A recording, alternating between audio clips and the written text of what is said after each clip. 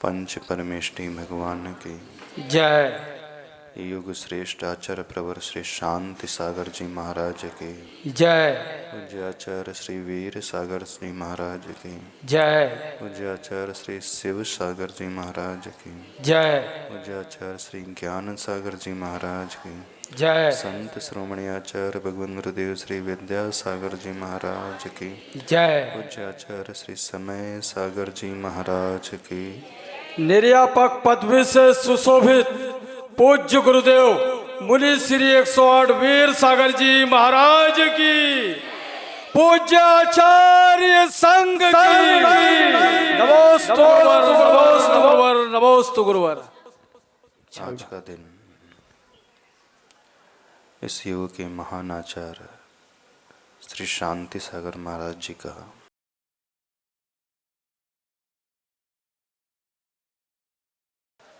यह समाधि दिवस तो हर वर्ष आता है। शायद आप लोग पूजा भी कर लेते होंगे, लेकिन पूजा करके भूल जाते हैं। अर्घ चढ़ा करके ये तीसरी मान लेते हो कि कर्तव्य हो गया पूरा। यही करते हो कि और भी कुछ करते हैं? जो व्यक्ति ये चाहता है कि मेरा अंतिम मरण प्रभु के दर पे मेरे कंठ से प्रभु का नाम समाधि संलिग्न पूर्वक हो, तो वह आज के दिन को विशेष रूप से हृदय में समर्पण का भाव लाते हुए मनाए। द्रव्य पूजा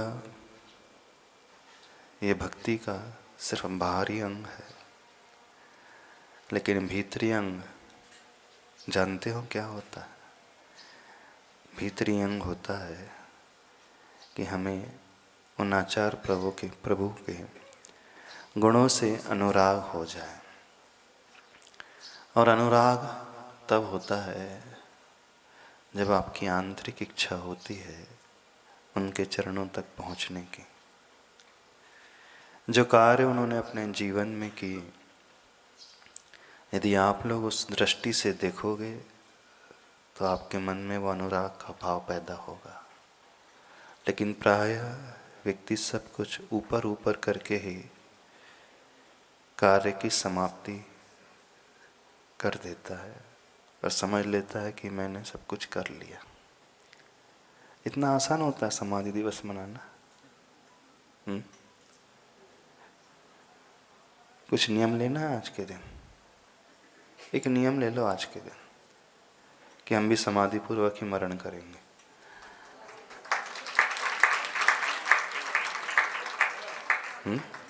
कितने लोग ये नियम लेने को तैयार है?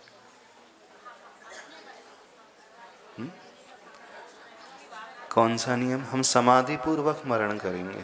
कितने लोग तैयार? हाथ खड़े करें। बहुत कम लोग हैं।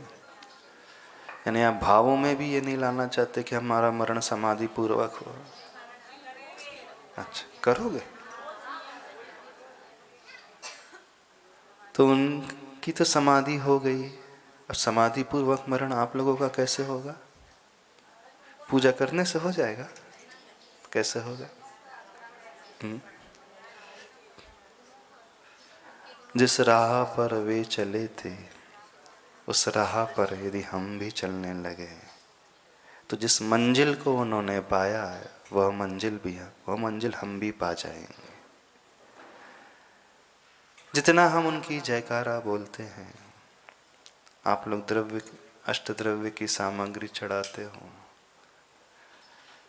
काश उनकी राह को चाह लो। उनके मार्ग को चाहने वाले कितने लोग हैं यहाँ? अब आप लोगों ने कहा हम नियम ले रहे हैं समाधि पूर्वक मरने का। तो कैसे होगा? उस मंजिल को कैसे प्राप्त किया जाएगा? उस मंजिल की प्राप्ति उसी मार्ग पर चलने से होती है, मात्र पूजन करने से नहीं होती।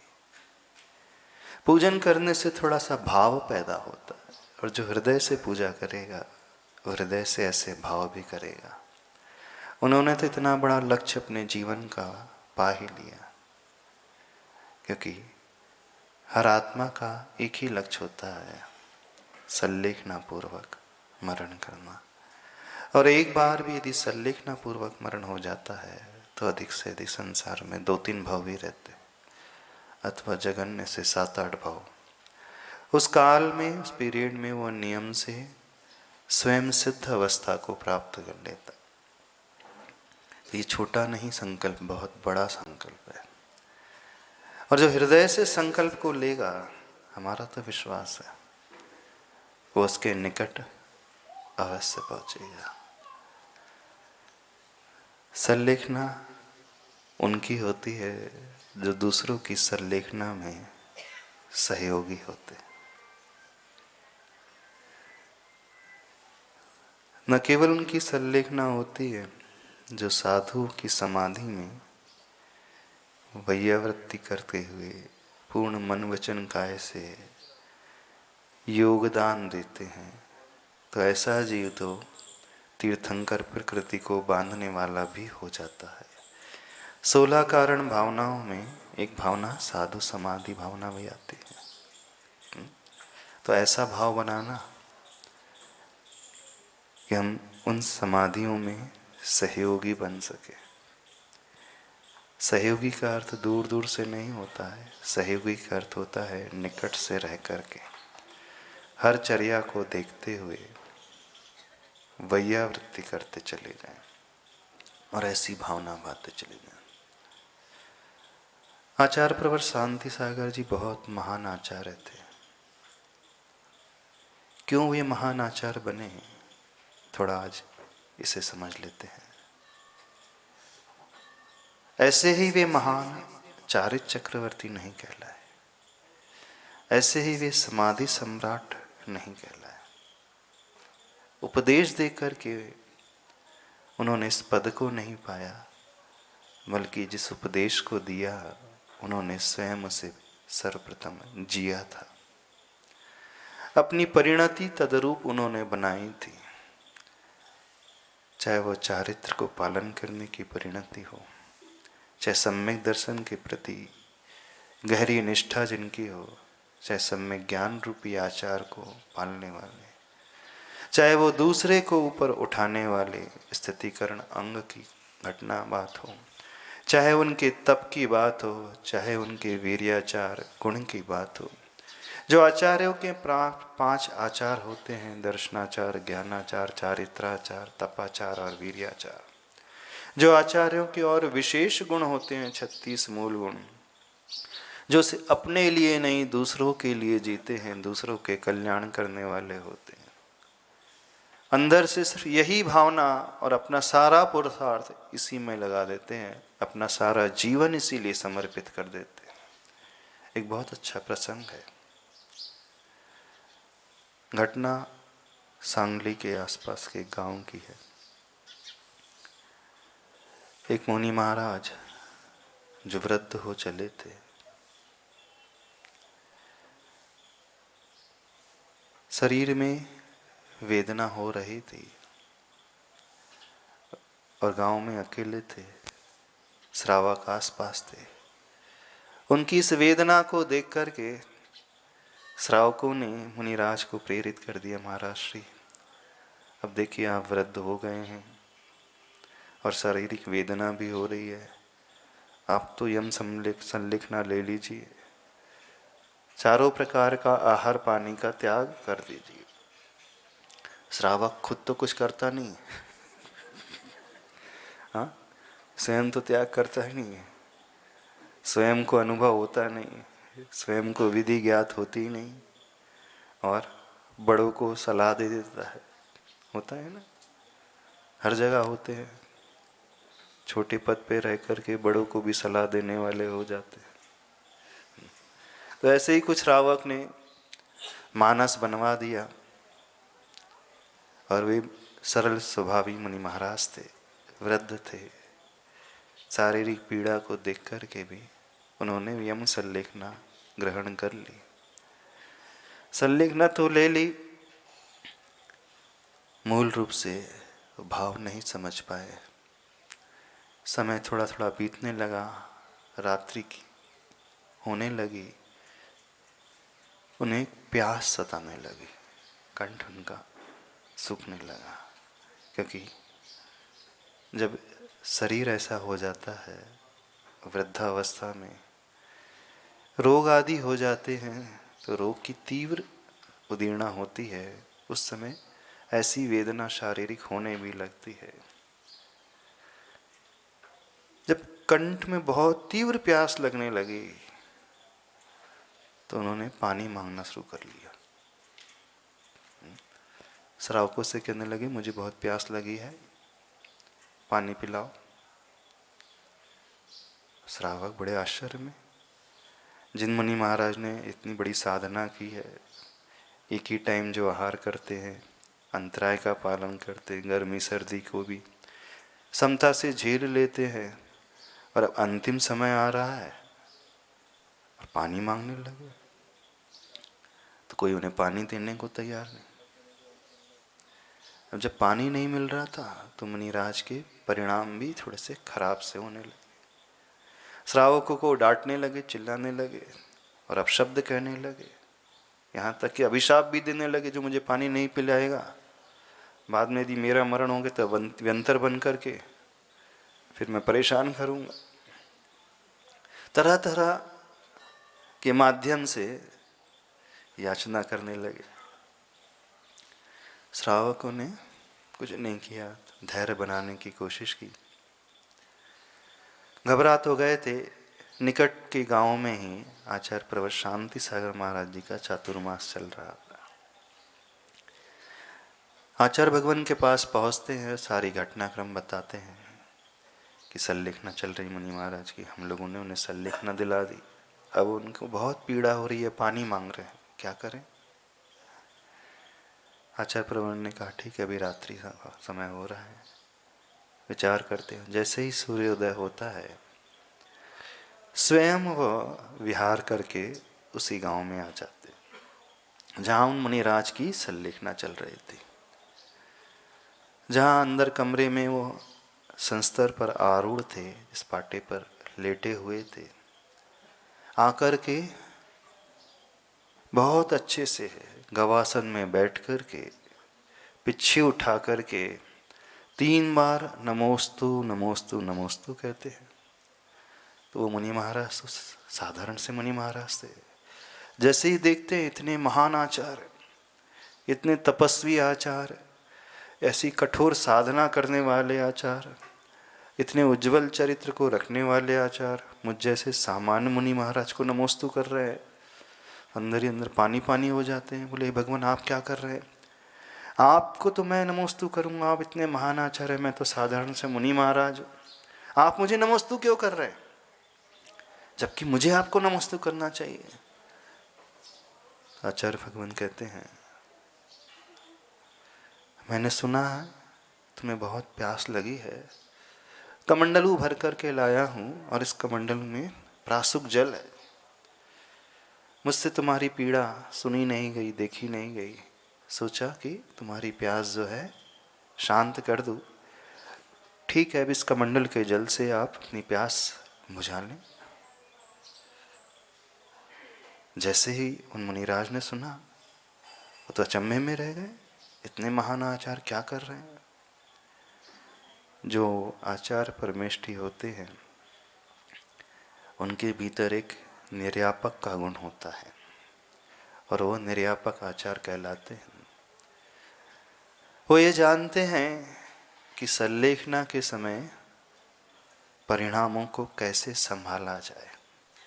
एक बहुत बड़ा उनका गुण होता है, क्योंकि जब संलेखना का वक्त आता है, अच्छे अच्छे मुनिराज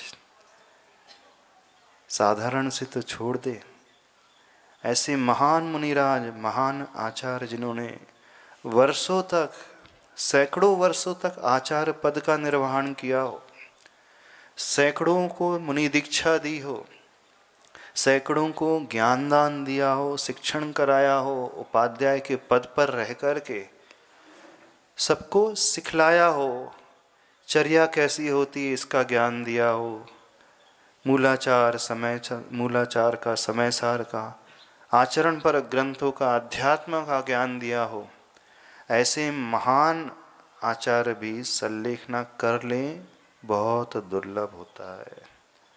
क्योंकि जब अंतिम समय आता है, प्राण निकलने को होते हैं, अच्छे अच्छों का मोह जो है जागृत हो जाता है। और सबसे अधिक मोह यदि किसी से होता है तो इस शरीर से होता है। अनादिकाल के संस्कार इस शरीर के प्रति आसक्ति के इतने गहरे रहते हैं कि वह टूटते नहीं हैं, छूटते नहीं हैं सरलता से, भाव खराब हो जाते हैं। इसलिए आगम में कहा है कि सब कुछ होना बड़ा सुलभ है, सब कुछ पाना बड़ा सुलभ है। यदि दुर्लभ से दुर्लभ है तो समाधि पूर्वक सल्लेखना ग्रहण करके प्राणों को जागृत अवस्था में समता भाव धारण करते हुए छोड़ना। क्योंकि अनंत काल से सभी भटकते हुए आ रहे हैं। हर बार इस जीव ने जो मरण को अंगीकार किया है तो शरीर के लिए ही मरा है। एक बार भी यह धर्म के लिए नहीं मरा है। धर्माय तनु विमोचनम आहु सल्लेखना मार्या। आप लोग ने देखा होगा जो मरते हैं, मरते वक्त क्या चिल्लाते, क्या याद करते हैं? बेटी को बुलाते हैं, पोते को याद करते हैं, दुकान को याद करते हैं, मकान को याद करते हैं, रिश्तेदारों को याद करते हैं, शरीर को याद करते हैं। हर भाव में यह जीव जो सिर्फ शरीर के लिए मरा है, मोह के लिए मरा है, एक बार भी इसने धर्म के लिए मरण को स्वीकार नहीं किया। यदि एक बार भी धर्म के लिए मरण स्वीकार कर ले तो फिर मानना उसका जीवन बहुत अल्प रह जाता है, संसार में मुक्ति को पाने वाला वो हो जाता है। ऐसे समय यदि योग्य कोई निर्यापक आचार्य मिल जाए जो परिणामों को संभाल लें तो समझना बहुत सातिशय पुण्य कर्म का उदय होता है कि सल्लेखना के समय चर्या कराने वाले कोई ऐसे साधक प्राप्त हो जाए। भगवती आराधना ग्रंथ में तो बताया है कि जब समाधि होती है तो 48 निर्यापक मिलकर के उस छपक राज की सेवा शुश्रूषा करते हैं, वैयावृत्ति करते हैं। सिर्फ इसलिए वैयावृत्ति करते हैं कि उनकी समाधि करा के वो इतना पुण्य अर्जन कर लेते हैं कि सहजता से फिर स्वयं की भी समाधि हो जाती। इसलिए आपसे कह रहे थे कि नियम लो समाधि का। यदि अंदर से भाव भावोगे तो ऐसा कुछ संयोग बन जाएगा जीवन के अंत में कि आपको कोई ना कोई मिल ही जाएगा जो धर्म में आपके परिणामों को स्थिर करा दे। ये भावना कभी व्यर्थ नहीं जाती है। भावना बिल्कुल उसी रूप परिणति को पैदा करने वाली होती। तो ऐसे वे आचार्य शांति सागर महाराज जब उन मुनिराज छपकराज के समक्ष पहुंचे और निवेदन क्या कर रहे हैं, आप अपनी प्यास बुझा लो, तो छपकराज आश्चर्य से भर जाते। बिल्कुल अप्रत्याशित घटना हो गई।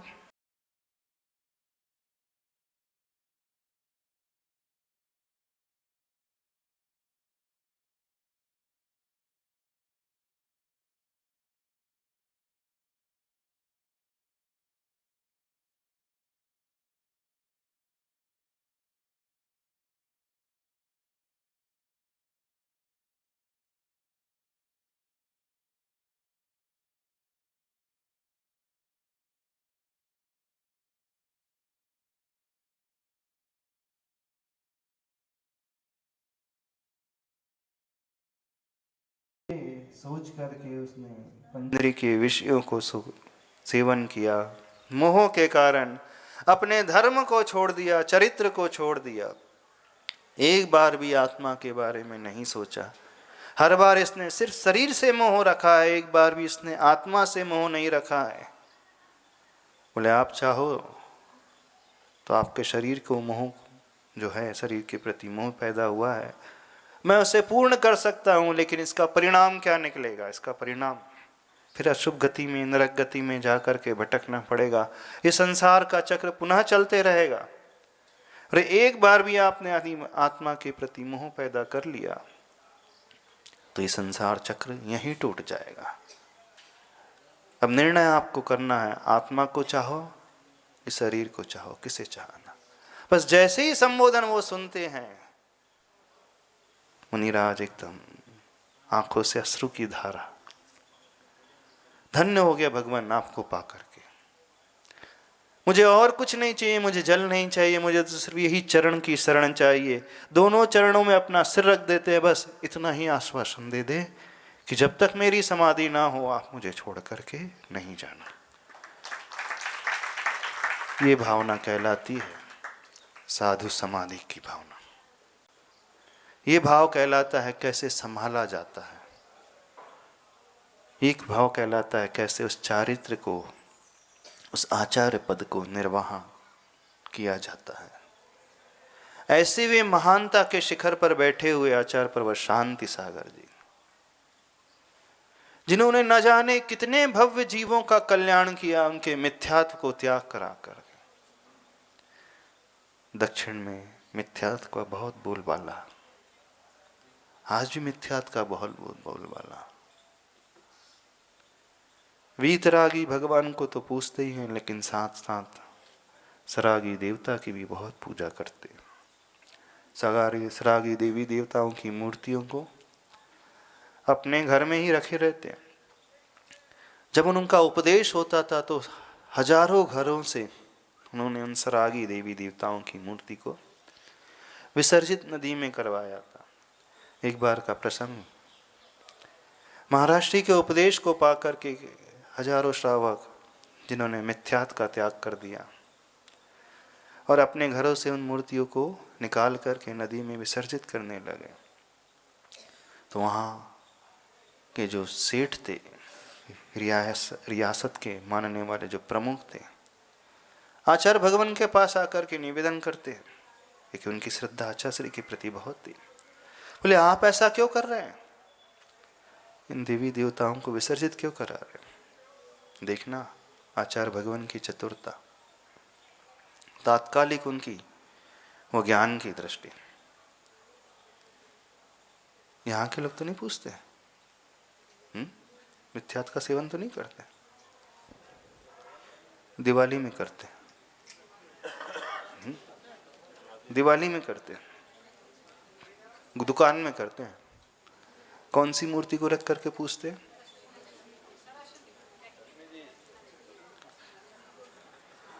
हाँ, कौन सी सिटी जी, कौन सी? हाँ, मूर्ति ने तो फोटो तो लगा ही ले।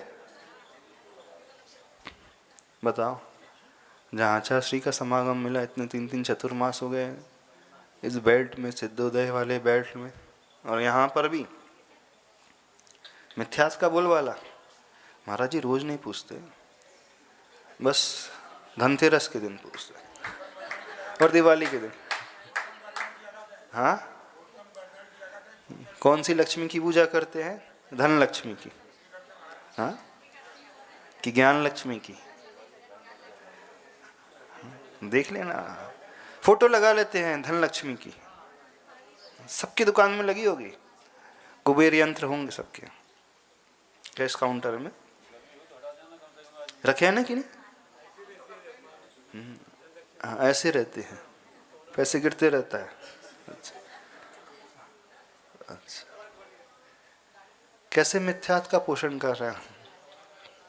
तो जो लोग सरागी देव को, सरागी देवियों को पूज रहे हैं, उनसे कहना है, यदि आप आचार्य शांति सागर जी को मानते हो, आचार्य शांति सागर महाराज जी की परंपरा में रहने वाले आचार्यों को मानते हो, आचार्य शांति सागर महाराज जी की पूजा करते हो, उन्हें आदर्श के रूप में स्वीकार करते हो, उन्हें प्रथम दिगंबराचार्य के रूप में हृदय से स्वीकारते हो, तो उनके संदेश को भी स्वीकारो और मिथ्यात्व के त्याग का संकल्प लो।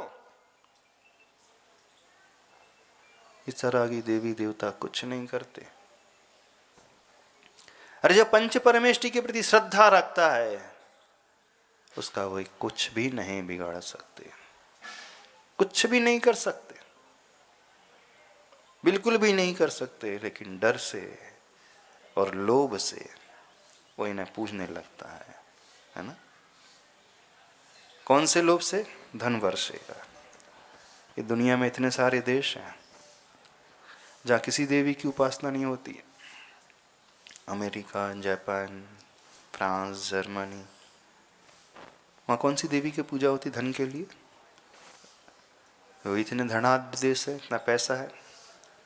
तो पैसा किसी देवी की आराधना से नहीं आता है, पैसा तो अपने पुण्य से आता है, पैसा तो उस पुरुषार्थ से आता है, योग्य पुरुषार्थ सही दिशा में करने से। इतने पढ़े लिखे समझदार होकर के कौन से मिथ्यात्व के प्रपंचों को अपना रहे हैं? क्या कर रहे हो बताइए आप लोग।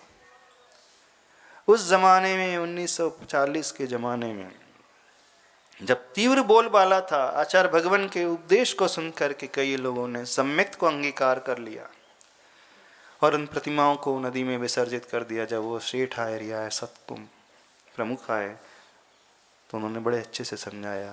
बोले आप लोगों के यहाँ भी जब 10 दिन आते हैं भाद्रपद में, भाद्र सुदी पंचमी से चतुर्दशी तक, तो आप अपने देवी देवताओं को विराजित करते, पूजा करते हो कि नहीं? 10 दिन बाद क्या होता है? बोले गणेश जी को विसर्जित कर देते हैं, उन देवियों को नदी में विसर्जित कर देते। बोले क्यों विसर्जित कर देते हो? बोले 10 दिन के लिए हमने पूजा की थी, बस उनका काल पूरा हो गया तब उन्होंने विसर्जित कर दिए। तो ऐसे ही उन्होंने कहा जब तक यहाँ पर वीतरागी संत नहीं आए थे तभी तक सरागी देवी देवताओं की पूजा का काल था। अब उनके पूजा का काल पूरा हो गया, इसलिए अब उनको हम सहर्ष विसर्जित कर रहे हैं। ऐसे मिथ्यात्व के वे उन्मूलक थे। तो जो देवी देवताओं के चक्कर में लगे रहते हैं उनसे कहना समझो। दक्षिण से जब उन्होंने उत्तर की ओर आने का मन बनाया, तीर्थ यात्रा सम्मेद शिखर जी की वंदना करने का मन बनाया, कई सेठों ने आकर के, कई विद्वानों ने आकर के महाराज श्री से निवेदन किया, महाराज जी दक्षिण में बड़े सरल लोग रहते हैं, लेकिन जहाँ उत्तर भारत की ओर जा रहे हैं वहाँ कई विधर्मी लोग भी हैं जो वीतरागी जैन धर्म को नहीं मानते हैं। वे आप पर उपसर्ग भी कर सकते हैं। इतना लंबा विहार है, रास्ते में परेशानियां आ सकती हैं। कोई धर्म से विद्वेष रखने वाला राजा इस प्रकार का नियम बना सकता है कि आपको विहार ही नहीं करने दे, दिगंबर अवस्था में आप कोई निकल नहीं सकते उन सड़कों से। तो ऐसा कर लीजिए, आप किसी देवी को सिद्ध कर लीजिए। क्या कह लिया उनसे?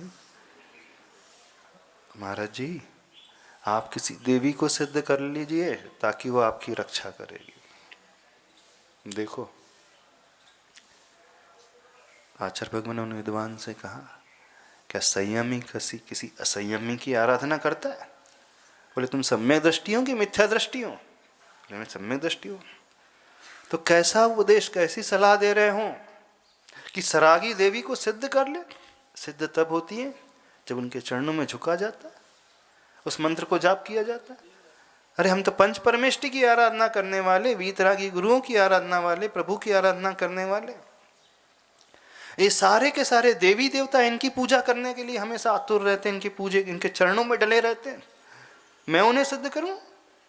अरे वो जो देवी देवता होते हैं सच्चे गुरु को भी मानने वाले होते हैं, वो उपसर्ग दूर करने वाले होते हैं। कई देवी देवता आते हैं, मुनियों की सेवा में रहते हैं, आचार्य भगवान की सेवा में रहते थे हमेशा। संयमी कभी असंयमी की उपासना नहीं कर सकता। इवन एक सच्चा सम्यक दृष्टि जीव भी होता है, 5वां गुण स्थानवर्ती, इवन 4था गुण स्थानवर्ती भी जीव होता है, वह असंयमी की उपासना नहीं करता है। असंयमम न वंदो। अरे अव्रती श्रावक भी उन देवी देवताओं से बड़ा होता है। वो देवी देवता कभी ब्रह्मचर्य का पालन नहीं कर सकते। करते हैं? कौन से देव ब्रह्मचर्य का पालन करते हैं बताना?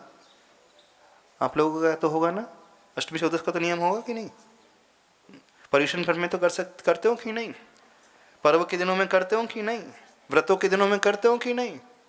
तो वे देवी देवता पर्व के दिनों में भी नहीं करते, और तो और अष्टानिका के पर्व के दिनों में नहीं करते वे लोग। जो जीवन में एक रंच मात्र भी, एक पल का संयम नहीं पालन कर सकते हैं, तो बड़ा कौन हुआ?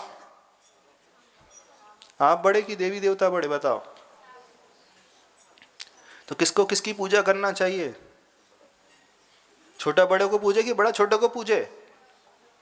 किसके चरण स्पर्श करेगा?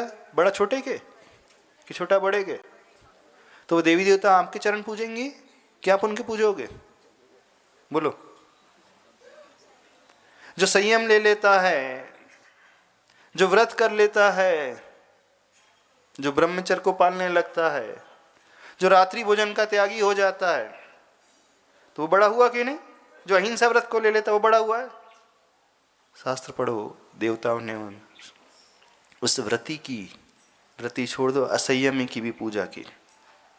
तो देवी देवता आकर के आपकी पूजा करेंगे, आप क्यों चिंता कर रहे हो? किससे डर रहे हो आप? और किसी लोभ में भी नहीं आना कि वो लोभ में आकर के आपके कार्य सिद्ध कर देंगे। और जो सच्चा भगवान का उपासक होता है तो उतना पुण्य स्वयं अर्जित कर लेता है कि सारी उसकी इच्छाएं वैसे ही पूर्ण हो जाती है, किसी अन्य की आवश्यकता ही नहीं होती है। तो उन्होंने उपदेश दिया, आप विद्वान होकर के, ज्ञानी होकर के, समझदार होकर के असंयमी की पूजा करने की बात कर रहे हो। तब उन्हें महसूस हुआ बहुत बड़ी गलती हुई। यानी वे आचार्य शांति सागर महाराज जी सरागी देवी देवता के उपासक नहीं थे, बल्कि जो उन्हें पूछता था तो उन्हें संदेश देते थे, भगवान की पूजा करो, वीतरागी प्रभु की पूजा करो, पंच परमेष्टि ही पूज्य होते हैं, अन्य कोई सरागी पूजनी नहीं होते हैं, बल्कि वो उनके पूजक होते हैं। एक पूजक दूसरे पूजक की पूजा करता है कभी? अच्छा, आप मंदिर में किसी अन्य पुजारी की पूजा करने लगोगे? बताओ। बहुत बड़ा सेठ है, बोले आज सेठ जी आपकी पूजा करना शुरू कर देते हैं। क्यों काला जी? हाँ, आपके लिए माला चढ़ाना शुरू कर देते हैं। बोले करेगा तो कैसा होगा? समीचीन रास्ता नहीं है। एक असंयमी दूसरे असंयमी की कभी पूजा नहीं करता है।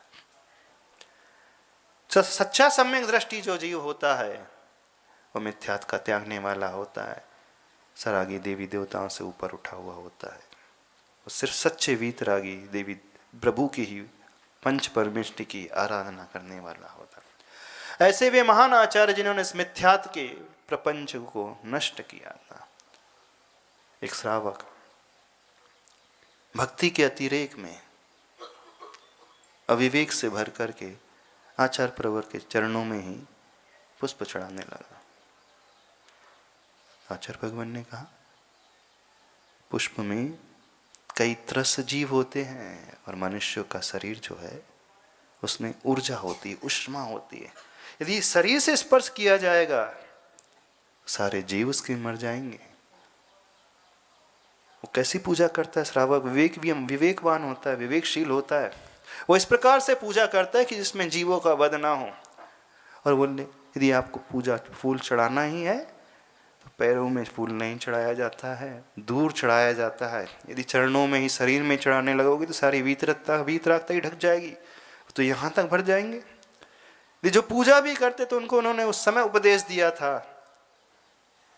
कि आप प्रतिमा में बिल्कुल नहीं चढ़ाए, मुनिराज के शरीर पे बिल्कुल नहीं चढ़ाए, एक दूरी रखते हुए चढ़ाए। ये आचार्य प्रवर शांति सागर महाराज जी का उस समय का उपदेश था।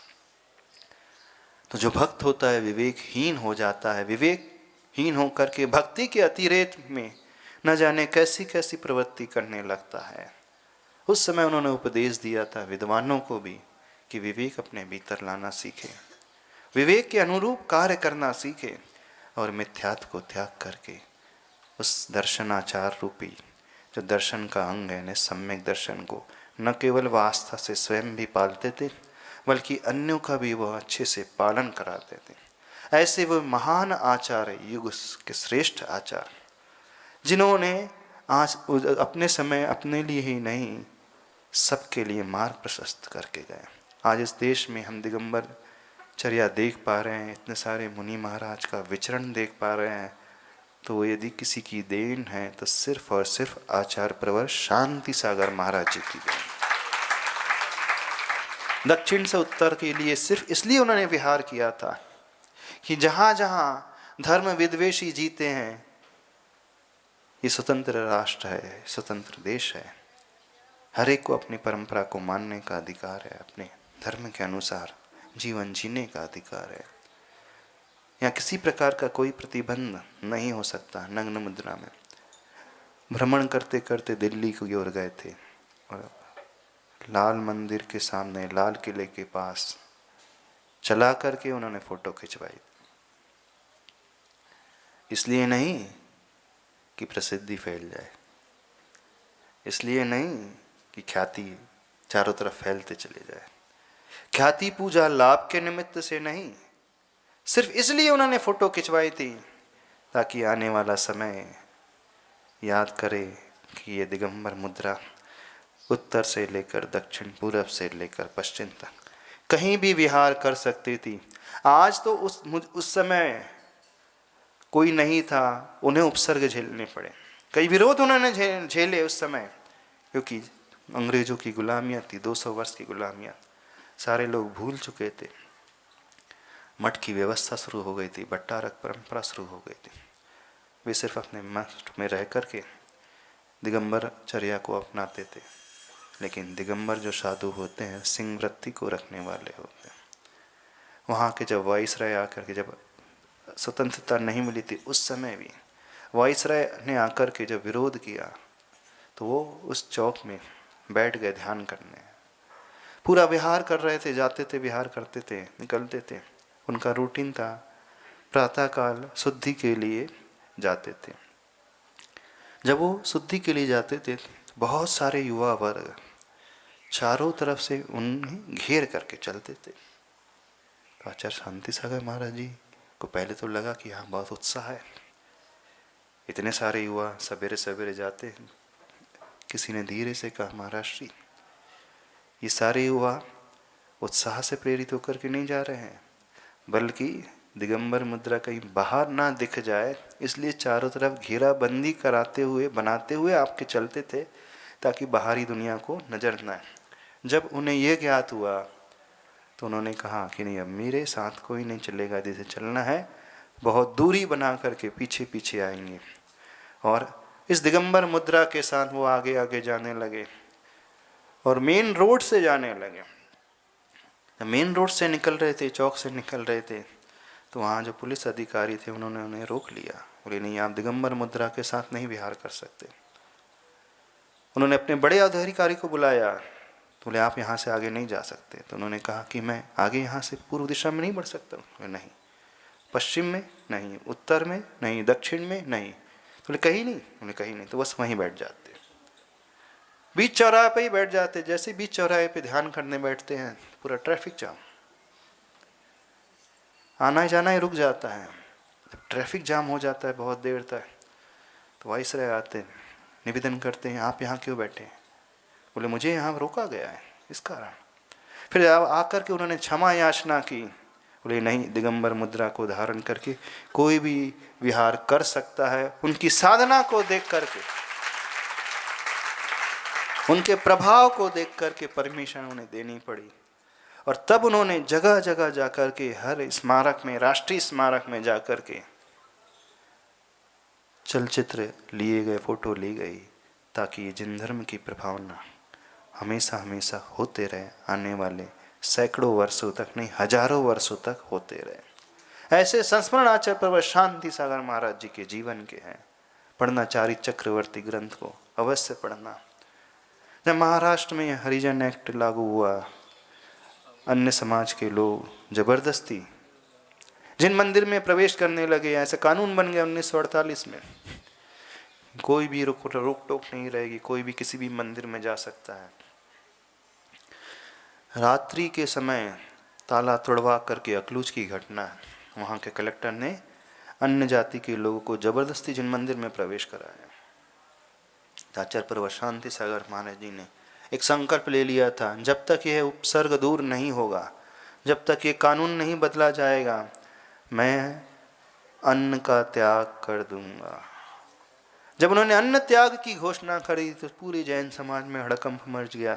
समाज के प्रमुख लोग, भागचंद सोनी आदि महाराष्ट्र में रहने वाले प्रमुख लोग, वहाँ आने वाले बैरिस्टर ने महाराष्ट्र से निवेदन किया, महाराज जी कानून बन गया है लेकिन कोर्ट में जाएंगे, समय लगेगा, आप अन्न ग्रहण कीजिए। उन्होंने किसी प्रकार से अन्न ग्रहण नहीं किया और लगभग 3 वर्ष तक, 3 वर्ष कुछ दिन और भी है, इतने समय लगातार तक उन्होंने अन्न का त्याग कर दिया। किस लिए? ऐसी भीष्म प्रतिज्ञा ली थी। किस लिए? जिन धर्म की रक्षा के लिए। देखो ये सही कानून नहीं है, विपरीत कानून है, कोई जबरदस्ती नहीं है। जैन धर्म एक स्वतंत्र धर्म है, वो हिंदू धर्म का अंग नहीं है। कानून ऐसा बन गया था कि ये हिंदू धर्म का एक सेक्ट है, इसलिए सबको स्वतंत्रता होगी। नहीं, जैन धर्म के रीति रिवाज भिन्न या अहिंसा की उपासना होती, शाकाहार का बोला है। फिर कोर्ट में केस चला, फिर केस इस प्रकार से लड़ा गया कि ठीक है, कोर्ट में नियम तो ये बना था कि जबरदस्ती कोई भी रोकेगा नहीं, तो लेकिन जबरदस्ती क्यों प्रवेश कराया जा रहा ताला तोड़ करके। इस प्रकार की पैरवी की गई कि हारा हुआ केस जिन धर्म के पक्ष में आया और फिर गवर्नमेंट को वो कानून वापस लेना पड़ा। आज इतने स्वतंत्र देश में इतने अच्छे से हम सब विचरण कर रहे हैं, धर्म का पालन कर रहे हैं, तो ये किसी की देन है?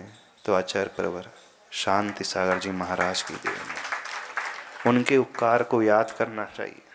उनका ऋण हम सब पर और आने वाले इस पंचम काल की अनेक पीढ़ियों पर हजारों वर्षों तक रहने वाला है और 21,000 वर्ष के अंत समय तक जिन धर्म चलने वाला है। तो ये सब देन है इस पंचम काल में, तो आचार्य प्रवर शांति सागर महाराज जी की देन है। उनके उपकार को जितना याद किया जाए उतना ही कम है। हाँ, स्वयं सवेरे बताया भी था, अपने गुरु के भी वो स्वयं गुरु बने, गुरु को प्रायश्चित देख करके शुद्ध किया, मुनिचर्या सिखाई। इसलिए अनेक प्रसंग उनके जीवन के हैं। पढ़ना चाहिए आप लोगों को अपने इतिहास को, स्वाभिमान होगा कि कैसा बलिदान उन्होंने दिया, कितने कष्ट उन्होंने झेले, कितने उपसर्ग उन्होंने सहन किए, कितने उपवास उन्होंने अपने जीवन में 27 वर्ष 2 माह से अधिक के उपवास अपने 35 वर्ष के साथ जीवन काल में, दीक्षा के काल में जिन्होंने उपवास किए। ऐसी उनकी कठोर साधना रही है। सिर्फ किस लिए?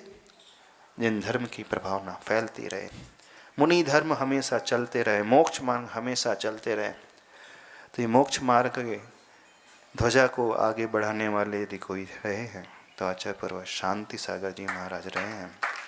तो उनका उपकार इतना महान है, इतना उपकार है, हम उसे भूल नहीं सकते। ये महानता उनके बलिदान के कारण, उनके समर्पण के कारण, सम्यक दर्शन की आस्था के प्रति, चारित्र के प्रति रही है। इस कारण में इतने महान कहलाए हैं। तो बस हम उन्हें याद करें, सिर्फ पूजा से याद नहीं करें। संकल्प ले कि जैसी साधना उन्होंने अपने जीवन में की है, धर्म के लिए अपना जीवन समर्पित किया है, इस श्रावकों का कर्तव्य है कि धर्म की प्रभावना और धर्म की रक्षा के लिए संकल्पित हो जाए कि मैं भी ऐसे कार्य करूँगा और अंत समय में उसी सरलेखना समाधि पूर्वक मरण करूँगा। बोले आचार्य प्रवर शांति सागर जी महाराज की। पूज्य गुरुदेव मुनि श्री 108 निर्यापक श्रवण वीर सागर